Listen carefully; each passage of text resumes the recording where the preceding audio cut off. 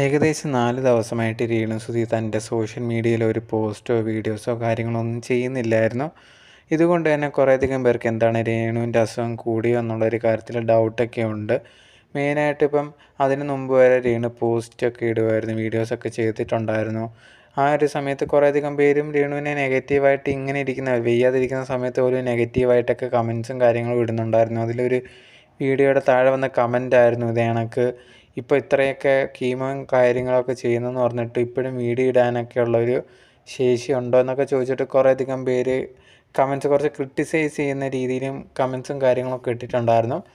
എന്തായാലും അതിനൊക്കെ ശേഷം ഉണ്ടെങ്കിൽ രേണു വീഡിയോസോ കാര്യങ്ങളോ ഒന്നും തന്നെ ഇടുന്നില്ല.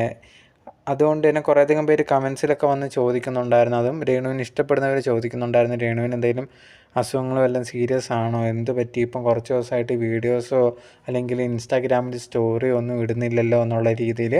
അവസാനം രേണു ഉണ്ടെങ്കിൽ യൂട്യൂബിൽ ഒരു വീഡിയോ ഷെയർ ചെയ്തിട്ടുണ്ടായിരുന്നു. ആ ഒരു വീഡിയോ എന്ന് പറയുന്നത്, യൂട്യൂബ് ചാനലുണ്ടെങ്കിൽ 1,00,000 സബ്സ്ക്രൈബേഴ്സ് അടിച്ചതിന് അതിനൊരു പ്ലേ ബട്ടൺ കിട്ടും. അപ്പോൾ ആ ഒരു പ്ലേ ബട്ടൺ വാങ്ങിച്ചതും അതിൻ്റെ ഒരു കേക്ക് മുറിക്കുന്ന വീഡിയോ ആണ് അവസാനം പോസ്റ്റ് ചെയ്തിട്ടുണ്ടായിരുന്നത്. ഇൻസ്റ്റാഗ്രാമിൽ ഏകദേശം 4 ദിവസം മുമ്പായിരുന്നു ഒരു പോസ്റ്റ് ഇട്ടിട്ടുണ്ടായിരുന്നത്. അതിനുശേഷം ഈ ഒരു രേണുവിനെ പറ്റിയ ഒരു വിവരമോ കാര്യങ്ങളോ ഒന്നുമില്ല. കുറേയധികം പേര് അത് രേണുവിനെ സ്നേഹിക്കുന്നവർ ചോദിക്കുന്നത് രേണുവിന് എന്തെങ്കിലും പ്രശ്നമാണോ, സീരിയസ് ആണോ എന്നുള്ള രീതിയിലാണ്.